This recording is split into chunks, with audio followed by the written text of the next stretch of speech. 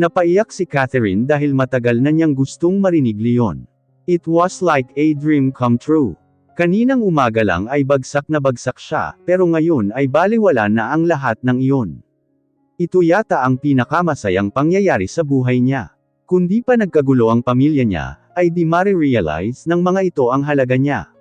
Sa wakas ay nakita na rin siya ng mga ito. They finally recognized her existence. Marami pa pong kailangang ayusin. Gagawin ko ang lahat para sa pamilya natin. Nandyan pa ang kaso ni Kuya at ang problema ng kumpanya. Humihingi siya ng saklolong tumingin sa mama niya at kapatid niya. Alam ng mga ito ang hirap na pinagdadaanan nila. Natuluyan nang mawawala sa kanila ang lahat. Magpapa-opera na ako. Gusto ko nang gumaling agad, dahil ayokong ikaw ang memorable sa mga iyan. Things will be better. Handa na rin akong ibenta kay Dante ang shares ko sa Ageless Beauty. Sabi naman niya na ibebenta niya iyon oras na makabawi tayo.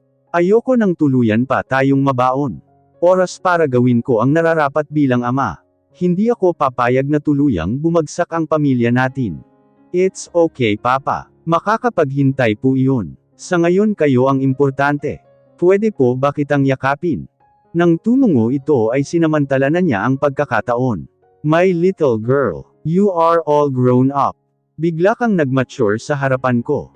Ngiti lang ang isinagot niya, at inasikaso na ito ng nurse.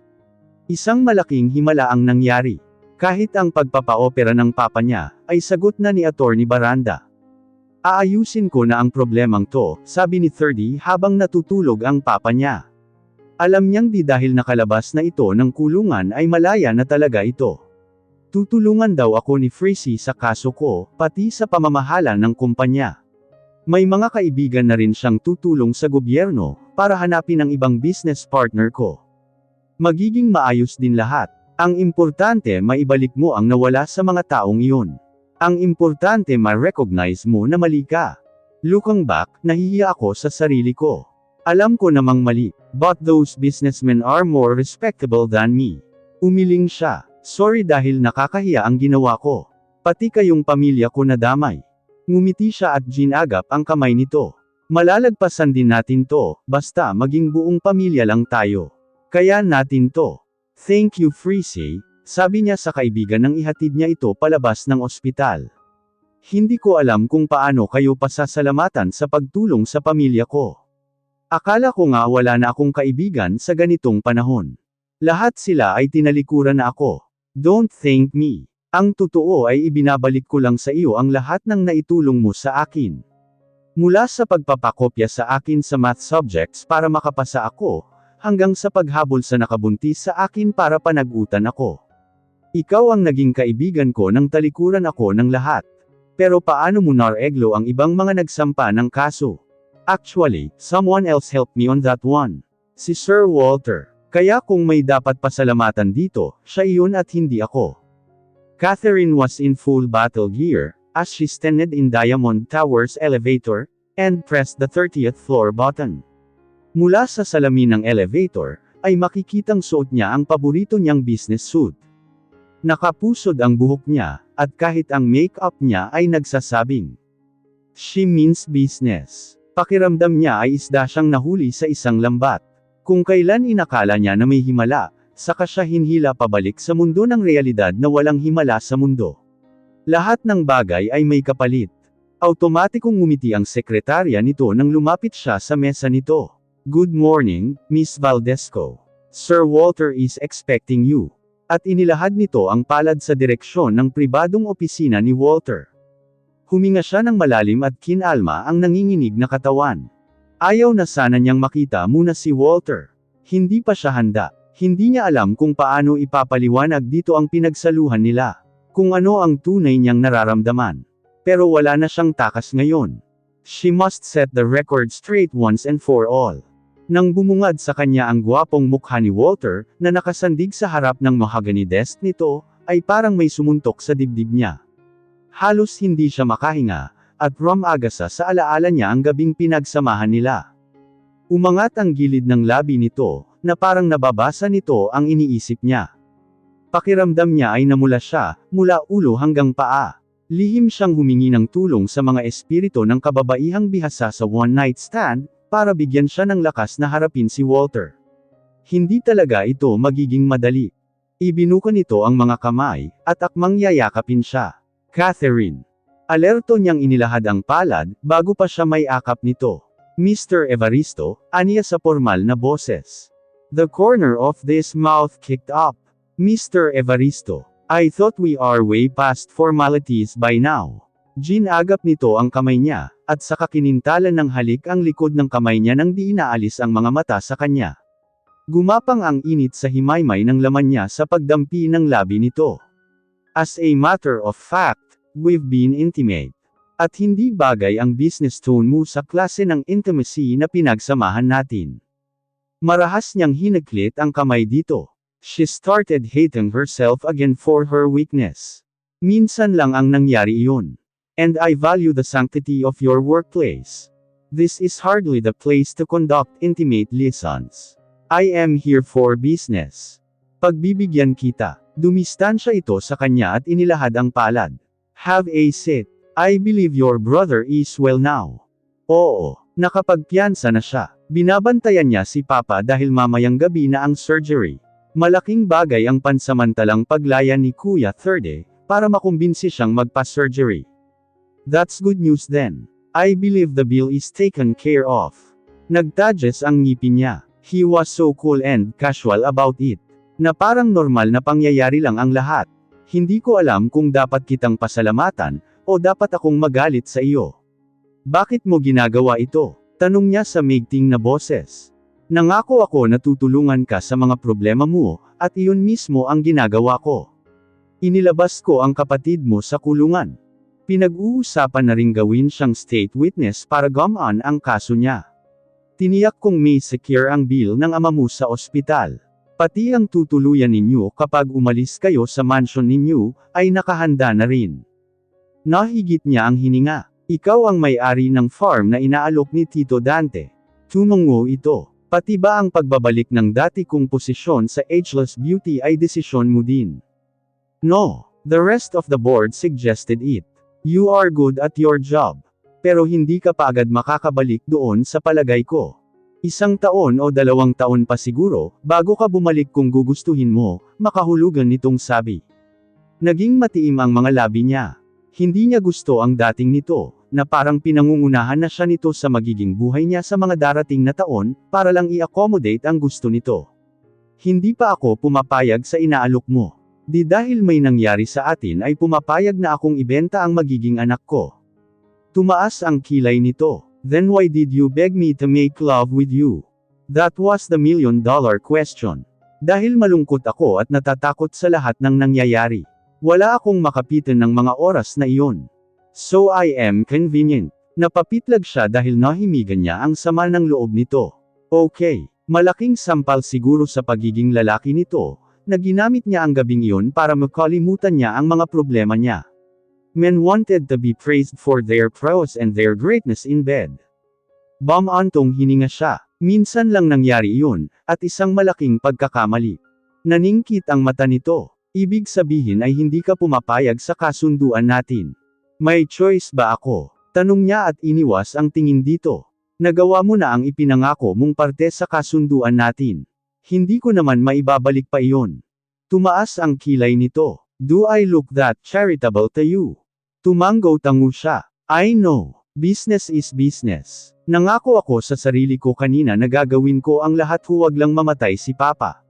Kahit na isanla ko pa ang kaluluwa ko sa halimaw, basta maging maayos lang ang buhay ng pamilya ko. Ngumisi ito na parang na-amuse sa mga sinabi niya. So you think I am a monster? Not exactly. Matapang niyang sinalubong ang mga mata nito. Pero kailangan ko pa ring ibenta ang kaluluwa ko sa iyo, di ba? Tumayo ito sa harapan niya. He blocked the light and he looked like the bad himself. He looked intimidating and oh so ready to devour her. Lahat ng bagay ay may kapalit. Iyan ang realidad ng buhay, anito sa sensual na boses. Ang totoo, hindi kita kailangang pilitin. May ibang babae dyan. Pero dahil sa nangyari sa atin ng nakaraang gabi, baka dinadala mo na ang anak ko ngayon. I didn't use protection. Nahigit niya ang hininga. Parang may sumuntok sa sikmura niya, sa posibilidad na dinadala na niya ang anak nito.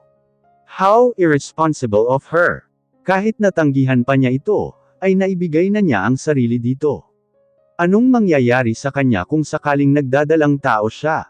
Siyo nga siya dahil di niya naisip ang bagay na iyon. Kailan ba naman siya nag-isip pagdating kay Walter? Mula pa ng sandaling ibigay niya ang sarili rito, ay di na niya ginamit ang utak niya. Hindi pa rin tayo sigurado niya, bulong niya sa mahinang boses, subalit alam niyang malabo na ang argumentong iyon. Hindi na niya maibabalik pa dito ang lahat ng nagastos nito. At higit pa sa malaking halaga ang tulong na gawa nito sa pamilya niya. Kung hindi ka pa nagdadalang tao, kailangan nating tiyakin iyon.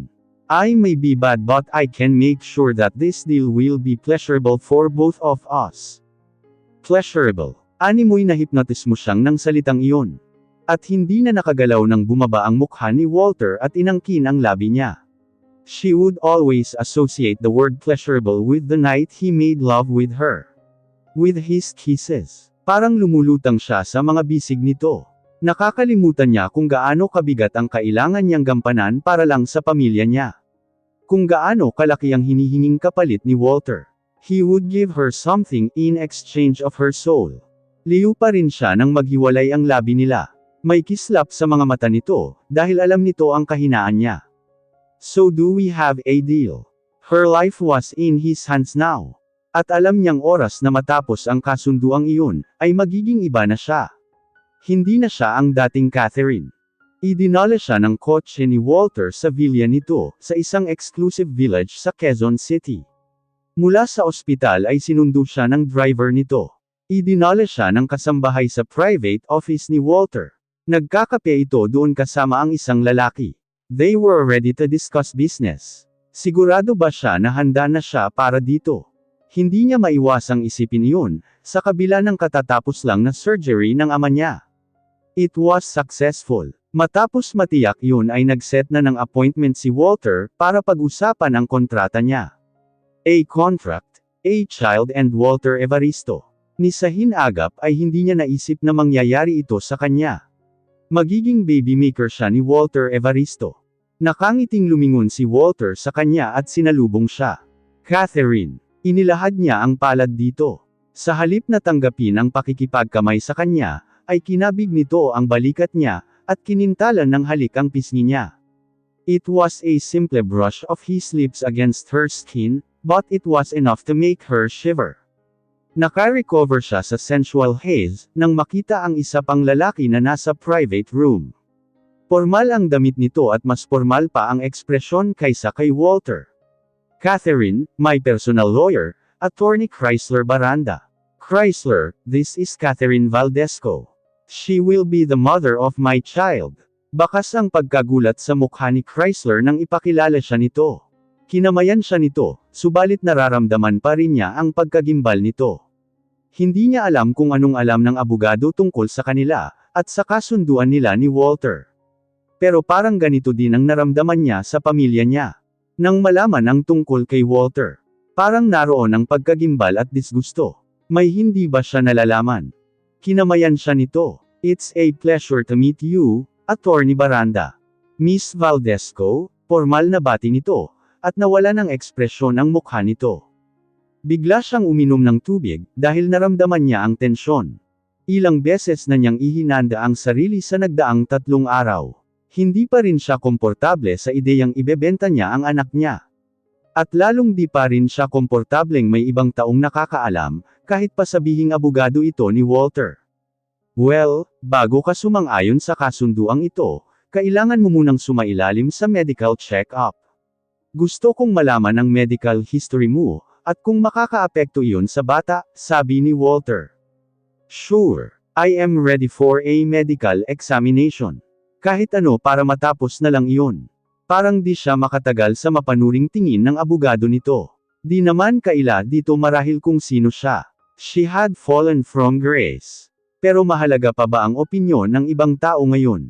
She was here to survive. May pamilya siyang pilit na itinataguyod. At di naman siya tutulungan ng mga taong nanghuhusga sa kanya, kung magpapadala siya sa mga ito. Naging propesyonal na ang dating ni Attorney Baranda Paglaon. Miss Valdesco, isasama natin sa kontrata na bibigyan ka ng 5 milyon ni Walter oras na mapirmahan ang kontrata. Para sa pagpapagamot ng papa mo, at para sa kailangan sa kaso ng kapatid mo. Tutulong din siya sa paghahanap sa mga business partners ng kapatid mo na tumangay sa pera ng mga tao. May monthly allowance ka mula sa kanya, habang ipinagbubuntis mo ang bata, at 5 milyon oras na maipanganak mo ang bata. Siyempre naroon pa rin ang clause sa kontrata, na hahayaan ko kayong bawiin ang majority ng shares ng Ageless Beauty, sabi ni Walter. Nalulula siya sa halagang pinag-uusapan nila. Parang hindi totoo. Papayag ka. Nagkibit balikat si Walter. Anything for my child. Ang anak ko ang magiging pinakamalaking parte ng buhay ko. Sa isang banda, may mga kondisyon ang kliyente ko, at kailangan mong tandaan ang mga iyon. Hindi ka pwedeng gumamit ng contraceptive, o kahit ano na pwedeng pumihil sa pagbubuntis mo. Walang ibang pwedeng makaalam ng tungkol sa kasunduan ninyo. Di ka rin pwedeng makipag-ugnayan sa dati mong nobyo. Wala pa akong nagiging boyfriend, maagap niyang wika. Tumungo si Attorney Baranda. Oras na lumabag ka sa kontrata, ibabalik mo ang lahat ng halagang inilabas ng kliyente ko. Ngayon pa lang ay umiikot na ang ulo niya sa halagang kailangan niyang ibalik, kung sakaling may nilabag siya sa kontrata, ang hospital bills, ang bayad sa abogado, ang ipinampiyansa ng kapatid niya, pati na rin ang ipinang-areglo sa ibang mga nagsampa ng kaso.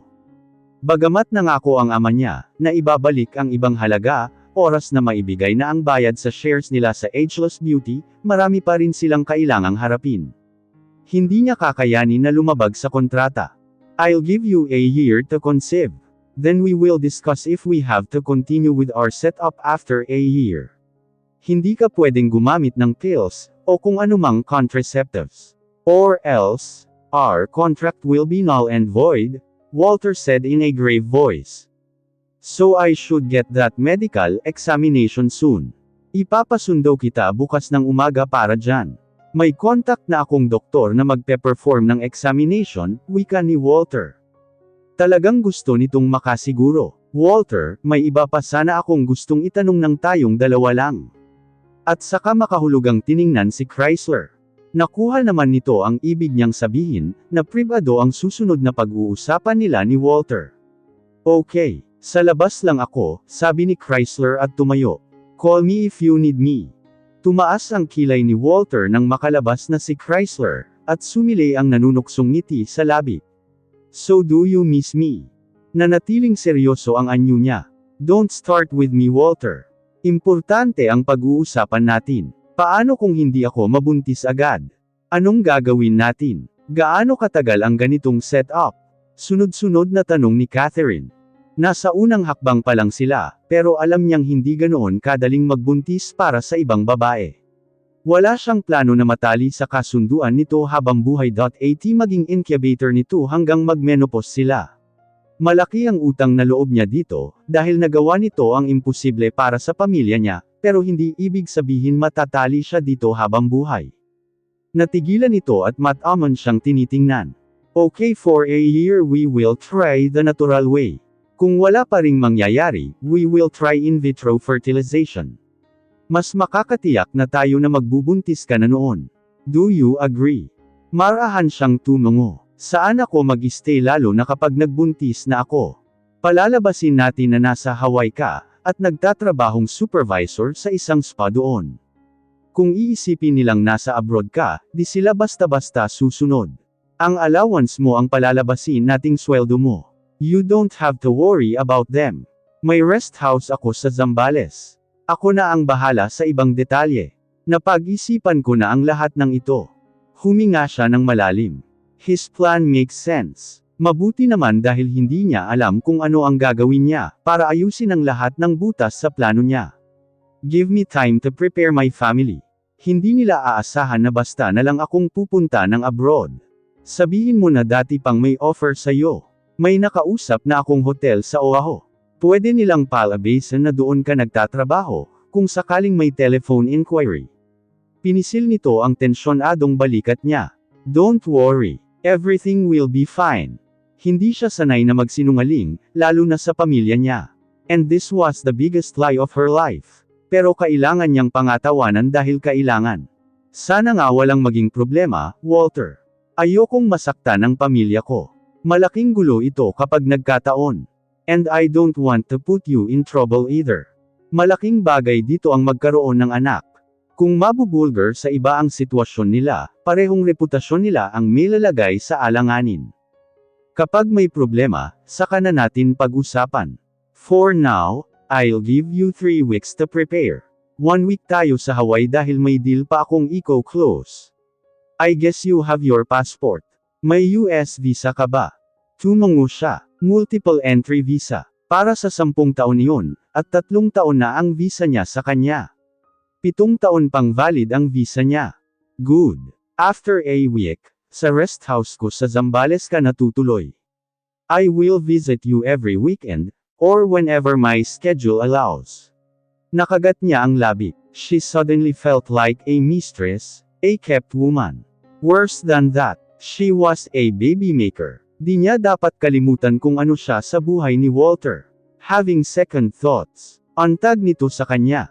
Umiling siya. Kung pag-uusapan ang prinsipyo at dignidad niya, alam niyang malaking pagkakamali ang ginagawa niya. Hindi niya alam kung paano pa siya haharap sa ibang tao ng diretso ang tingin. Pero talagang aabot ka sa punto ng buhay mo, na kailangan mong lulunin ang lahat ng prinsipyo at pride mo, dahil hinihingi ng pagkakataon. She understood why women had to sell themselves off the streets, or to the highest bidder. Hindi niya sinasabing tama iyon. Minsan lang ay wala na talagang makapitan ang isang tao, kaya nagiging desperado. Madidismaya ang pamilya niya, kapag nalaman ng mga ito ang sakripisyong ginawa niya, para makaahon sila. Isang malaking sampal iyon sa pangalan ng mga Valdesco. Matapos ang ginawa ng kapatid niya, na pagdungi sa pangalan nila, siya naman ang magdadala ng kahihiyan sa pamilya. Sinasabi ng iba na di maitutuwid ng isang pagkakamali ang isa pang pagkakamali. Pero ito lang ang naiisip niyang paraan. Wala nang iba. And now she was surrendering her soul, her life and her future to Walter. Pansamantala lang iyon, pero alam niyang malaki ang epekto sa kanya nito habang buhay.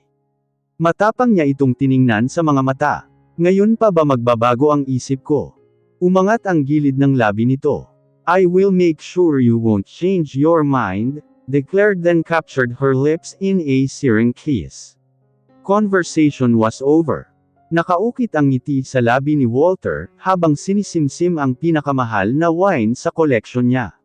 Nakatanaw siya sa garden. He really felt like celebrating. Nahuli niyang nakakunot ang noo ni Chrysler, habang nakatitig sa kanya. Parang may gusto itong sabihin sa kanya, pero piniling manahimik na lang. What? Don't give me that look, Baranda. I am enjoying my wine here. It will ruin my mood. You know what? Isang Valdesco ang pinili mong maging baby maker. What are you thinking, Evaristo? Nagkibit-balikat siya. You are intelligent. Use that head of yours. Ano sa palagay mo ang iniisip ko? Aniya at muling sumimsam ng alak. I think that you are insane. Tumayo ito at nagpalakad-lakad. Malaking gulo itong niluluto mo, Walter. Sana binigyan mo ako ng warning na si Catherine Valdesco ang gagawin mong baby maker. Muntik na akong atakihin sa puso kanina. Akala ko isang babae na hindi mo kilala ang kukunin mong baby maker. Delikado ang ginagawa mo. Paanong delikado? Inosente niyang tanong. Wala naman akong ginagawang masama. Ang totoo nga tumutulong pa ako sa kanya. The poor woman has nowhere to run to. Wala na ang mga malalapit na kaibigan ng pamilya nila. Tinalikuran na sila. At sino pa ang tutulong sa kanya, maliban sa mga mahihirap na kaibigan ni Catherine? They can't do much. I will be her savior, her hero. Don't look at me as if I am the bad guy here. Hindi ako ang nagpapahirap ng buhay niya, kundi ang pamilya niyang halang ang kaluluwa, lalo na si 30 Valdesco. Bakit ba hindi na siya nagtataka na mapapasok sa ganitong uri ng gulo si 30 Valdesco? Pabor iyon sa kanya. Sa kasamaang palad ay si Catherine ang pumapasa ng lahat ng problema ng pamilya nito. She was the innocent one and she didn't deserve it.